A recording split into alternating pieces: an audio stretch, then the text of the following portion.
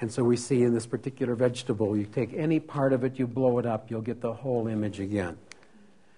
And as Blavatsky pointed out, atoms are called vibrations in occultism. That's why we have things like string theory today. Everything is a musical harmony, and that's why the waves and particles, the interchangeability, they're basically notes, or like musical notes. So in golden physics and nature's subtle mean, early last year, actually January 7th, 2010, a startling discovery was made at the very heart of quantum mechanics. Physicists at 3 British labs in Oxford, Bristol, and Rutherford Laboratory and their collaborators at a German lab empirically discovered, using Heisenberg's uncertainty principle, that the golden mean is in fact the proportional symmetry principle at the very center of quantum theory. This confirms the theoretical work of my good friend Mohammed El-Nashi, who is probably the greatest physicist alive, who has been working with the golden section to solve all the most difficult puzzles in physics. In fact, here's his paper, Is Quantum Space a Random Cantor Set with a Golden Dimension at the Core? You see the date? 1994. Twice he's been nominated for a Nobel Prize. I have no doubt whatsoever in the future will be our Nobel Prize winner. And you see a note on the subtle mean in physics. If you look down here, you'll see he's talking about the golden number, the golden section to the 3rd power. Here in another paper by El-Nashi, the Fibonacci code behind superstrings and what are called p-branes, an answer to Michio Kaku's fundamental question. Kaku asked some really pertinent questions, but the answer is already known, and it's in here, and it's all golden ratio is the answer. The same thing has been discovered in genetics. And so the nucleotides, when they form and organize, it's all Fibonacci, they organize by Fibonacci numbers. Anytime you have Fibonacci numbers, you have an approximation to the golden ratio. Nature likes to use whole numbers. Hence, the golden ratio gets transmitted into Fibonacci's and what we'll see later as Lucas numbers. Now, John Martin, who I mentioned earlier, really the founder of all the wooden books and is the editor and really the designer of my little book, which won a first place in New York at the New York Book Show for design. Now, here's what he's discovered. If you take the orbits of the planets and you take the mean orbit, yes, they are elliptical. That's not far from a circle. You average it out over the year. You do that for the Earth, you do that for Mercury, and guess what? They're linked together by the golden section squared.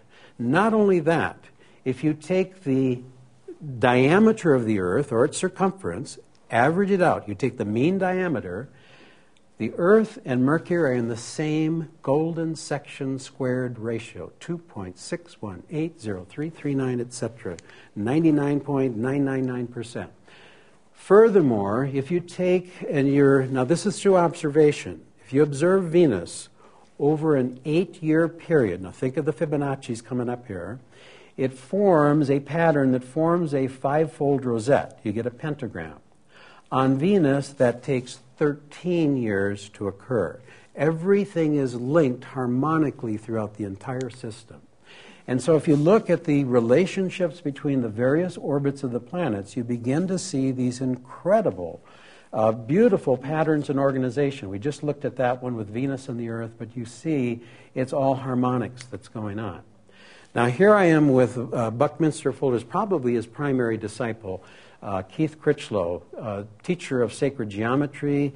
He's the one who designed Krishnamurti's center in England. Brilliant, brilliant man, the best sacred geometer I've ever been with, and I've learned much from him at his various Cairo sacred geometry meetings. Here we're in Crestone, Colorado, at one of his Cairo summer schools.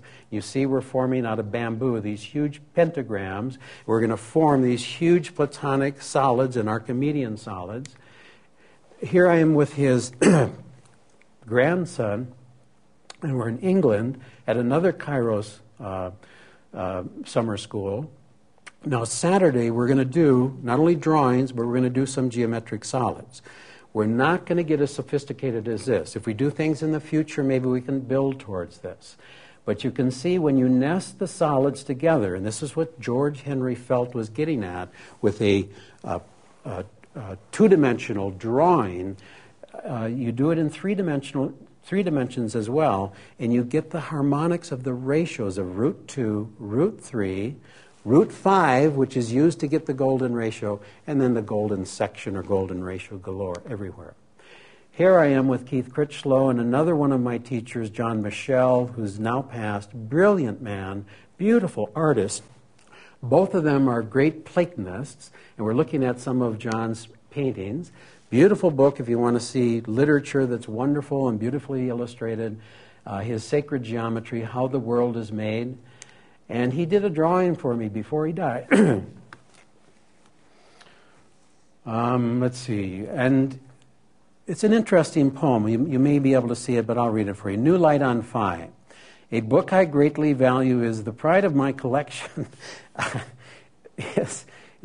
just can't believe he did this for me, is Mr. Olson's recent work upon the golden section.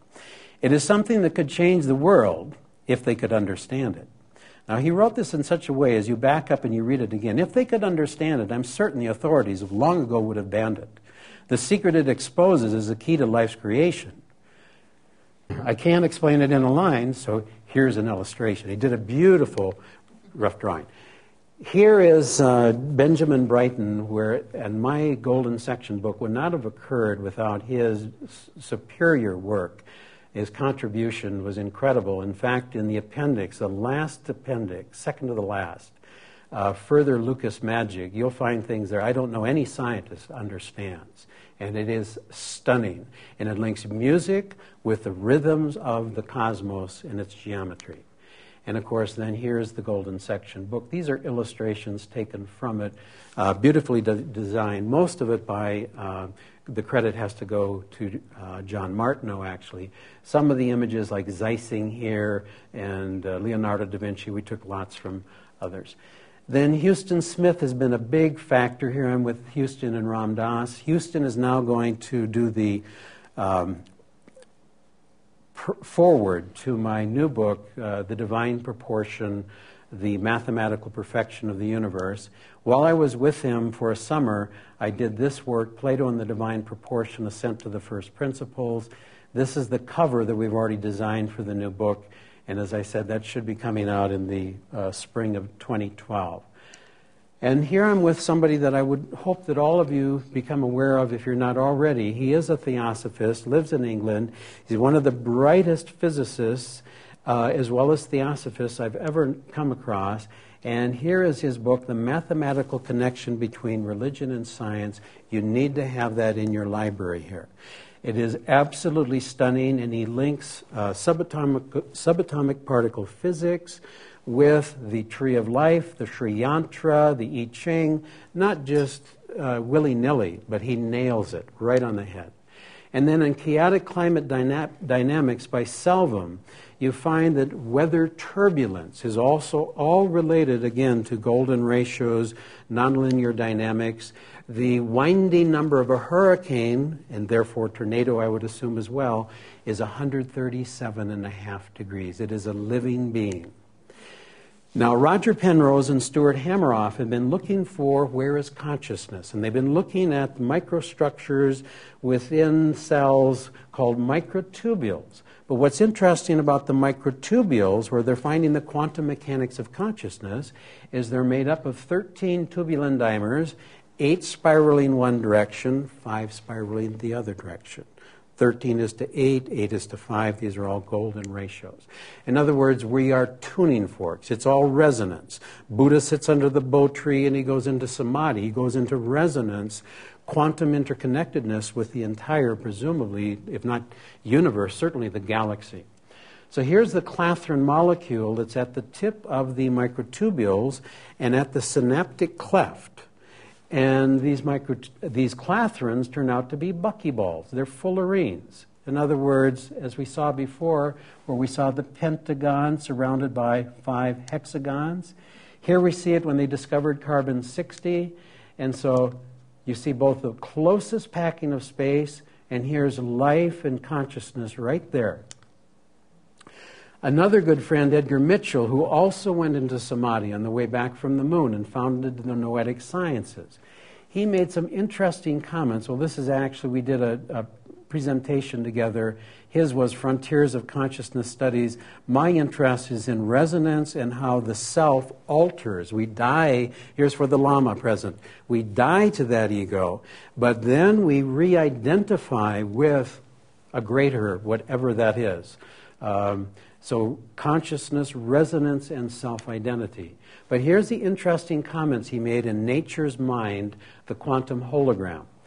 It has been widely accepted in science until recently that the brain was merely a classical computer, incapable of supporting quantum processes.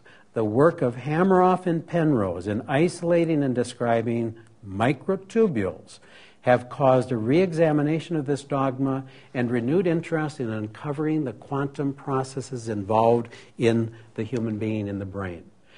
I also went up to New York, did a couple workshops up there with Lance Harding. We're going to see later in this presentation Alex Gray, the great visionary artist, and Zachariah Gregory, who did some of the drawings for my Golden Section book. Golden Section and the Canon of Human Proportion. Again, this is what George Henry Felt was really up to. Here I am standing with Lance Harding. This is Alex Gray. This is Dan Duddy. And this is Zachariah Gregory. And here we have the E8. This is kind of the center of what the microstructure of the cosmos probably is like.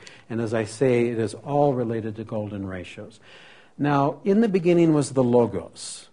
Now, John, the book, is not just as Bishop Spong recently, we had a very interesting discussion, told me it's a Jewish book. It's also a book that's linked back into the ancient wisdom of the Greeks. And Logos in Greek means ratio. It means relationship. Yes, it can mean word and sound, Shabbat, but it's the principle of mediation, between the extremes, the pattern which connects, conceptual link between the one and the many.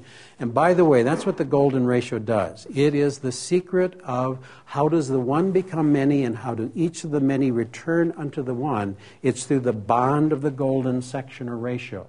So it's the link between unity and diversity. Quest Books has published this book by David Feidler, who will also be going to Alexandria, Egypt, with me and be lecturing there as well, in his book, Jesus Christ, Son of God.